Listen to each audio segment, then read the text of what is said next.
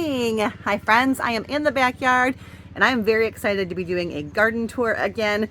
Feels like it's been a little while since I did one of these and the garden is straight up exploding. So let's start with the backyard.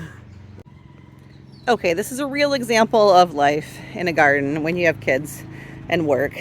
These wood mulch bags have never moved. My husband's like, where are those gonna go? I'm not exactly sure. They're just gonna live there until they do. As far as pots on the deck, I have got the pretty Marguerite daisies, which are actually a chamomile. I've got a whole bunch of random weeds. I have got sunset runner beans coming from over there that I gotta train up the fence. But look at these guys. These are those little tiny tomato plants. They look diseased because of all the water we got. I'm gonna let those ones ripen. There's some basil there, and it looks like these little baby gomphrenas are starting to come up. That's fun. Here is, I gotta back up a little. Here is the bed on the west side of the backyard. It looks a little crazy. On the top are tomatoes. You can see how they're much bushier on the top. They're tied up and pruned on the bottom, and I haven't pruned them since.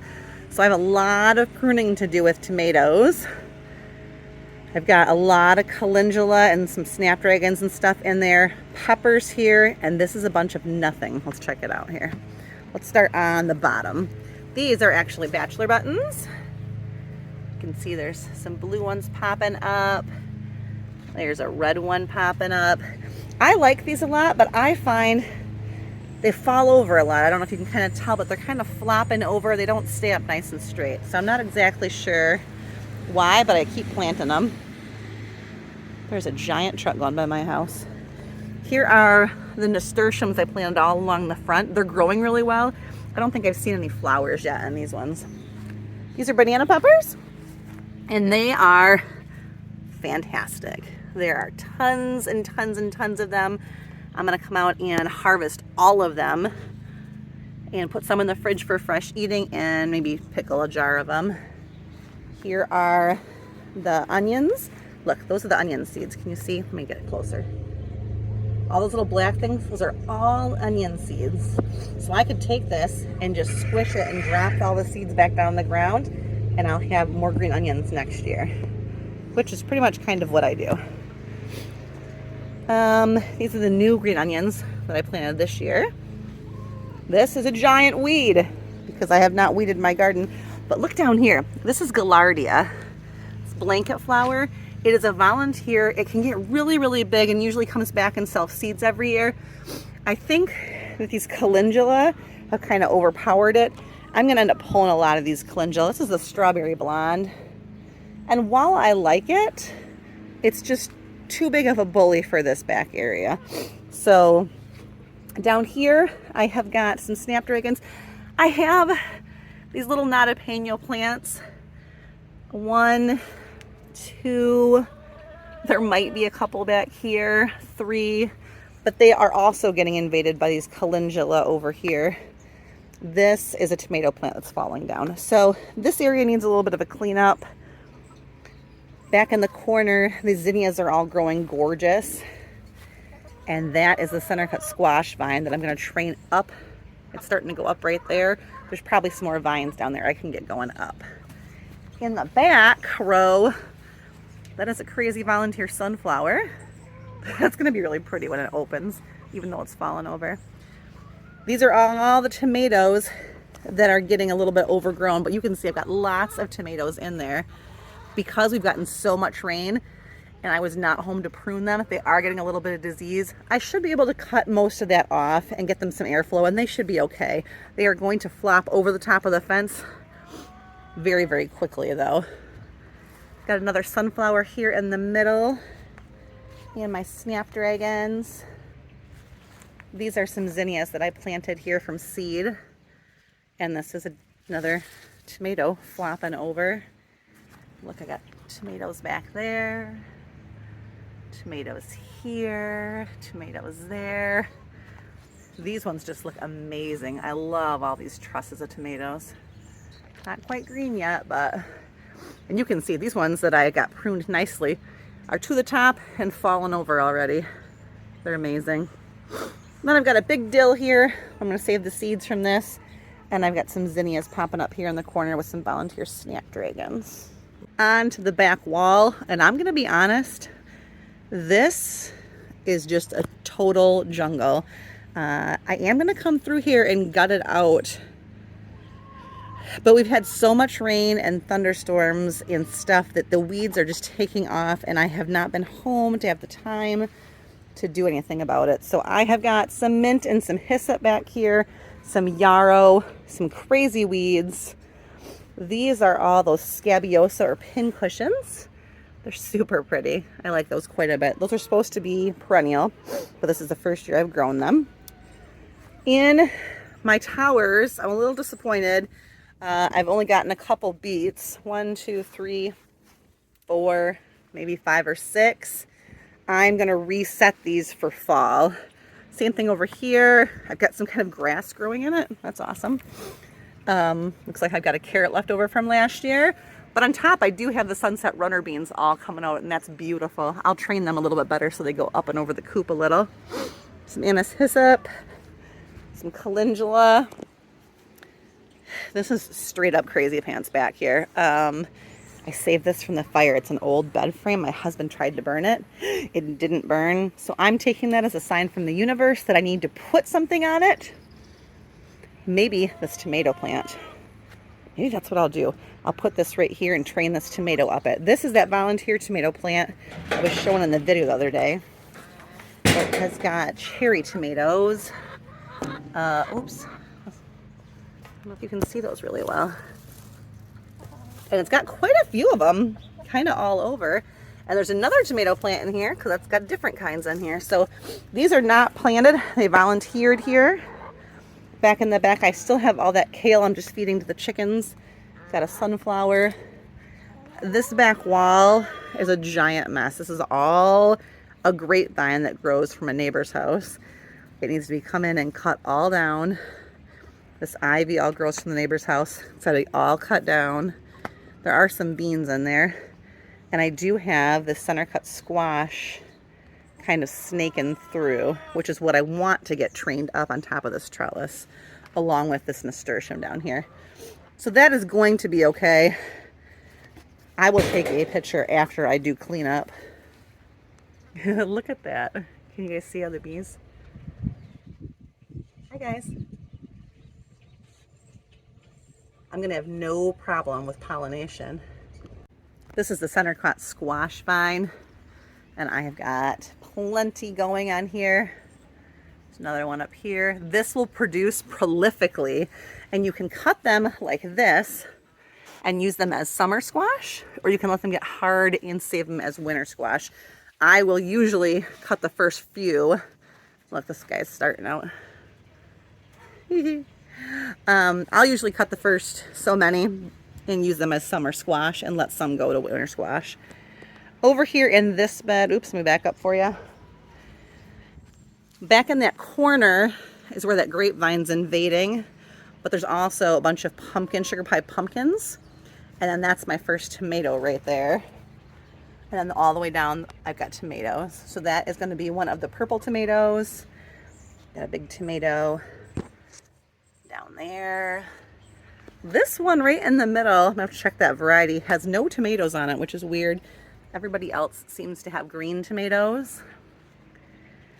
And this guy, this is gonna be considered my first tomato of the year, man. Woo, you so pretty. All right. Same thing over here. My tomatoes are doing okay this year. Everything in the garden seems a little behind, but I don't need as many tomatoes this year, so I'm gonna be okay as long as I get enough for fresh eating and some salsa. Here's the Dara. Dara, I love you. I love the different shades of purples. Like, look how burgundy a purple that one kind of is. And then they kind of fade off into all the different kind of colors. This one over here is more pinky. I just think it's so, so pretty. They look gorgeous in flower arrangements. Down here, I've got old lettuce I'm pulling out and feeding the chickens. Bunch of calendula. This is another area where this needs to get cleaned up in the front. I'll probably feed all that to the chickens once I come through and reset this bed and do like a row of beans or something in here. That'll probably work out pretty good. If I had to pick one area of the garden that exploded the most while I was busy with the play this week, it's this corner. This anise hyssop is huge. The cosmos, I mean, I'm looking straight at these. They're 5'8". These cosmos are just taking off, and all the Minnesota midget melons are growing like crazy. I'm trying to keep them kind of trained around their things here. I should have lots of little melons. That should be really, really good. Let's talk a gardening fail for a minute. This is my pots that never got potted. These are just a bunch of random weeds growing. Nothing, just piles of stuff because, friends, life is not Instagram perfect. Here is the cool weather garden, which is going to get ready for a reset very quickly. I have got the little alpine strawberries in here. And in here I have the celery, which I am going to do a cutting of celery and then let it grow back again. So I'll probably come through here one day next week and cut all this down and leave the root system, and it will grow more, not as much, but more.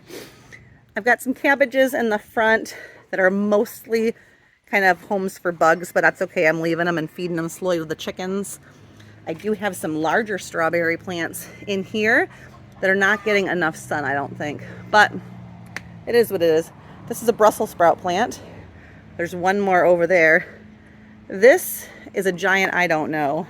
It could be a weed. It could be a flower. I don't remember what I did with it. I don't know. There's a bunch of ranunculus here. I'm waiting for those to kind of die out a little bit more, and then I'm going to pull the corms. Let me hop down and go on the other side.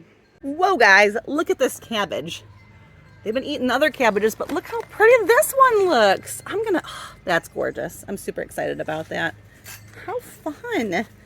I did not know that was even there. This is a head of broccoli that I harvested. I'm going to probably pull this whole thing out and give it to the chickens.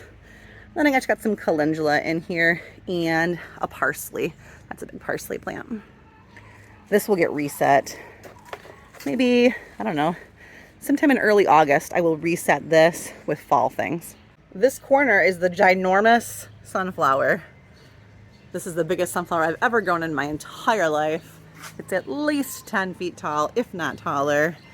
It's got multiple heads everywhere. I cannot wait till it explodes. It's going to be gorgeous. But it's pretty much taking up this entire bed. So there is one tomato plant behind it, and the Kajari melons are behind there. Let's try and get in here a little bit. I do have this pretty Cosmo in here, which is kind of growing around. She don't mind. There is a little bit of calendula back here, but the melon plants are teeny tiny, and I don't foresee them getting bigger. Maybe when the sunflower is done and I cut it down, they might make a late summer run at it, but probably not. Here is the tomato plant behind here, and it's actually doing okay. It's getting good airflow. I got some tomatoes on it.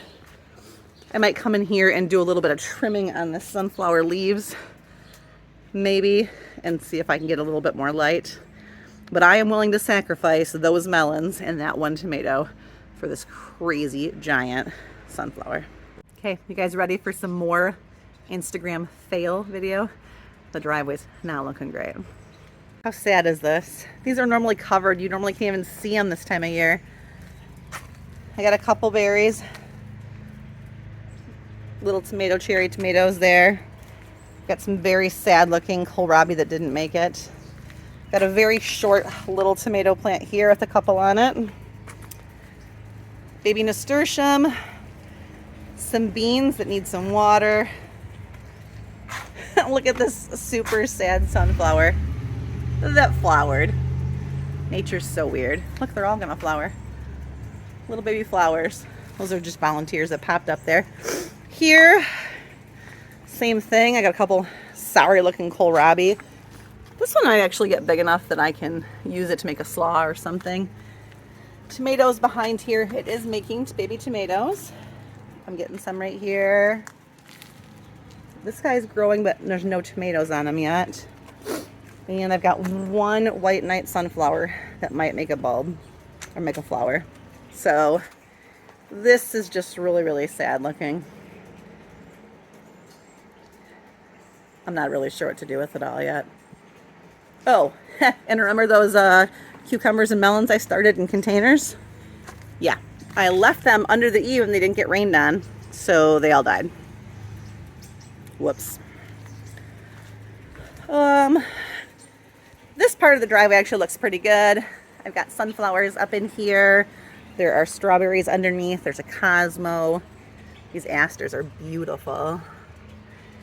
And I've got some zinnias popping up, and I went through and cut all the dianthus and they're starting to rebloom for another wave. So let's just look at this and ignore that for right now. Good deal? All right. The front yard looks good if you ignore the porch.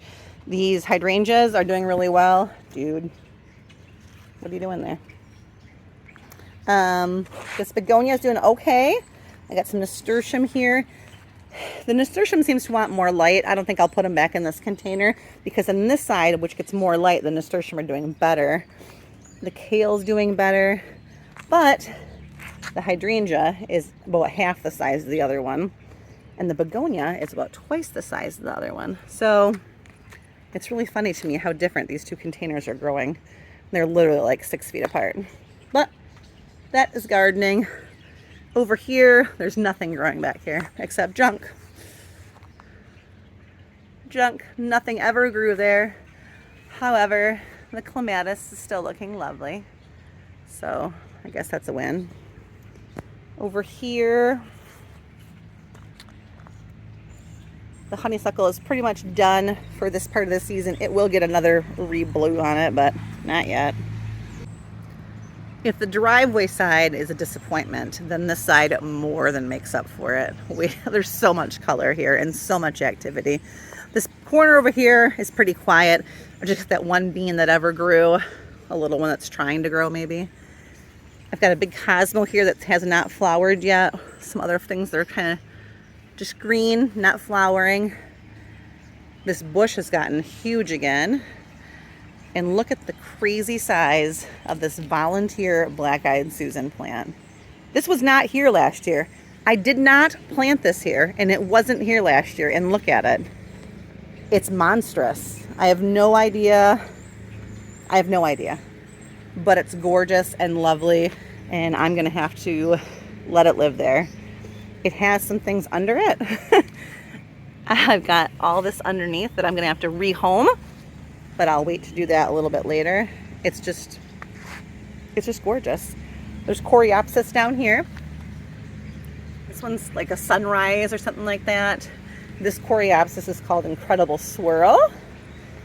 And then I got some really, really pretty yellow calendulas coming in here. Lovely. My neighborhood is so loud today. So I've got some alyssum, some snapdragons, and calendula that all kind of volunteered here. These are those Figaro dahlias that I planted with the woodruff. Up here is a fine collection of plantain, weeds, and a crazy maple tree.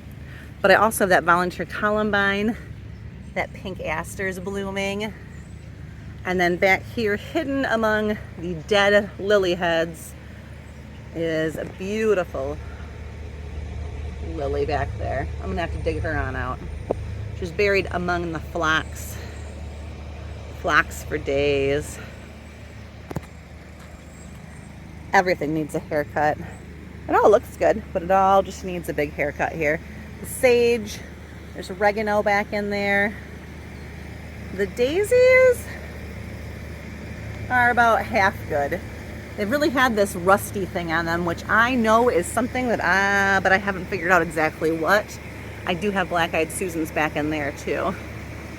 The rose bush is just finished up, I think, for the year, and I have not looked up how to prune it yet, so she's just living her crazy life right now.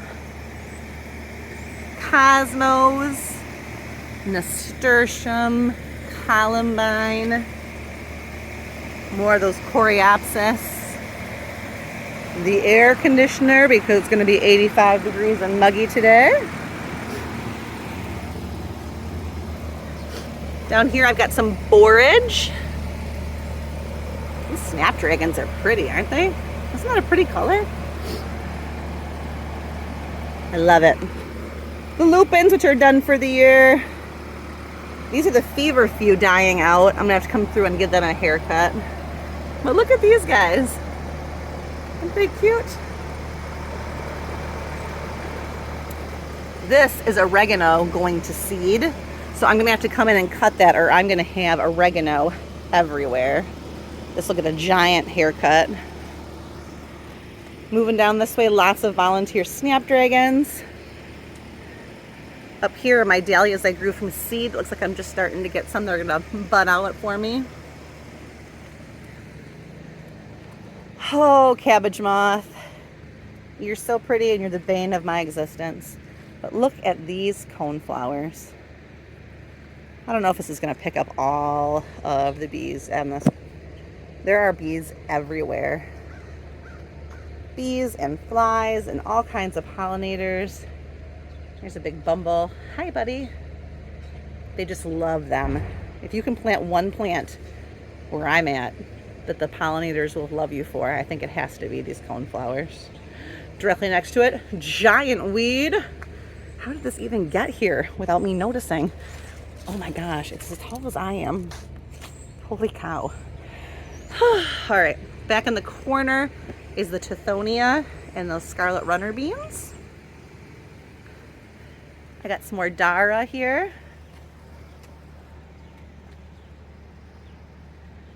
Nasturtium. This is a volunteer sunflower. Just outside my gate, hanging out. And then we start the walkway. Guys, this corridor of flowers is magnificent. I hope people aren't annoyed by it because I think it's just gorgeous. How fun to walk through there, but there are literally thousands of bees. So if you don't like bees, you probably don't want to walk by my house, but let's check it out. So these are the coneflowers. They were the first thing that was ever here. They're all through here and down there. Every year I just interplant any kind of bare spots. And last year I put a ground cherry there. So now I have a volunteer ground cherry plant right here. These are not ready. When they're ready, those husks will turn yellow and kind of dead looking.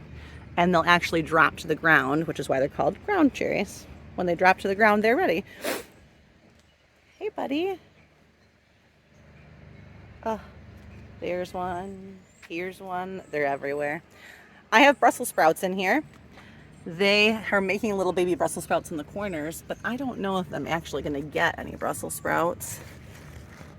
There's nothing going on. I might end up pulling those. They're not going to seed. I think I should leave them alone, but I can't decide. I might pull those to give more room and clean this up, or I might leave them there and just kind of see what happens. I've got sunflowers growing in the middle of everything. I got this giant multi-headed sunflower here. Walking in. Whoa, hello bees. I had to dive bomb a little bit. Look at those are the tomatoes from the other side of the fence coming over. Here are all the coneflowers, and then there are zinnias planted in between. Zinnias, that's a pretty color zinnia, isn't it? And then up here are all the taller sunflowers all the way to the end back here. I want to walk through here and try not piss off all the pollinators. Zoop. I got this really pretty coneflower over here on the end and another Brussels sprout. And then down in the crack, a kohlrabi is still growing. Isn't that hilarious? Look at these.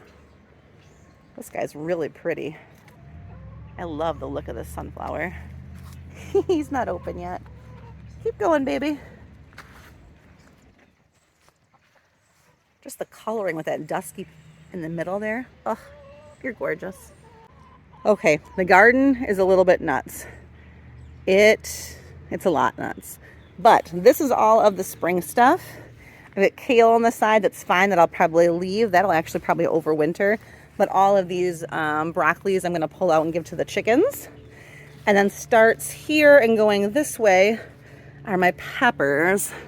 This is a fish pepper. I'm not seeing much on it yet. Some of them aren't doing anything. These are the hot ones over on this end, but everybody else from here this way is doing fantastic. Aren't those fun? These ones are the gallows, and those I took in the kitchen last night and we stuffed for dinner last night. They were really good. Pepperoncinis. So all the way down in the front, hidden in this pile of calendula, oh my gosh, are peppers. They're in there, growing. Look right here, there's a plant. They're just buried. So I'm gonna harvest all this calendula. I wanted to wait until I finished my tour so you could see how much of it I had. And I'm gonna dry it out and use it to make skincare products this winter or this fall or whenever I get excited about it. This is a volunteer carrot going to seed. So I'm letting it go to seed, and I'm gonna try and save carrot seeds, which I've never done. So I'll either be successful or it will dump carrot seeds all over my garden. I don't know which way it's gonna go. Oh, hang on, I wanna show you this. Do you see this bee on here? Look how full his pollen pockets are. Isn't that cool? So the front row, calendula, peppers.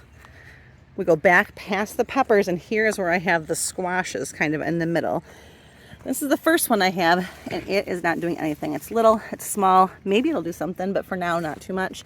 This one I think is the coquezelle, and I did harvest a zucchini off of here yesterday. And then past it, that one that's low and kind of sprawling right here, this is actually a honey nut squash. And I thought I had one right here I could show you. I do. Look, there's two of them. One right there, one right there. There's a ton of them in there. Those are kind of personal sized honey nuts, like a butternut squash. So those are all these small things.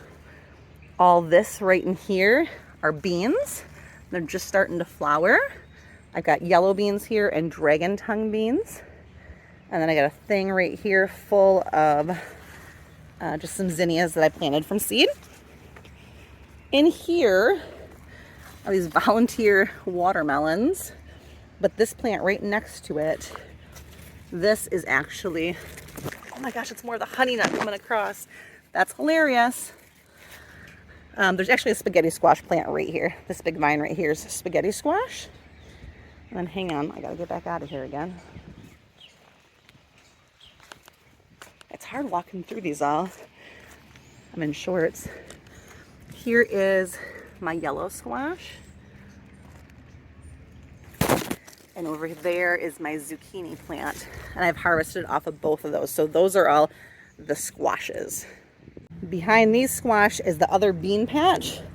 Same thing. These plants are big. They are later than normal. They're all flowering. Oh, look, I'm just starting to get beans. So I probably got a couple days before my first bean harvest, I would say. Maybe almost a week. And I'll be able to come out here. These are all green beans here, which I'll be harvesting. And then here in the corner, again, are these two gorgeous volunteer sunflowers.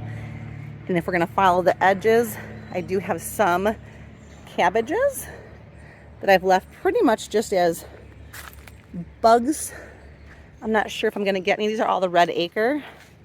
This one doesn't look, yeah, it's pretty buggy on the inside. I probably won't get one, but I'll feed those to the chickens. I've got some volunteer calendula here. I've got all of these nasturtiums I planted coming up. And then here are my onions, and they are looking pretty close to being ready to go. Like this one, how it folded over right here, she's ready to get pulled out. I will pull out onions this week. Hi, that one's ready. There's a couple standing, but most of them for the most part are down, which means that they are ready to go. Yeah, and then right here in the middle, this is my Swiss chard that I let go to seed. As an experiment, I think I'm gonna pull it out of here because I don't really understand how this, it must make flowers on the end here. Maybe I'll let it go a little longer. Or are these all gonna be seeds? I don't know. Someone that knows about seeds of Swiss chard, Tell me what I should do. It's kind of making a mess. I might not wait long enough to see. I don't know.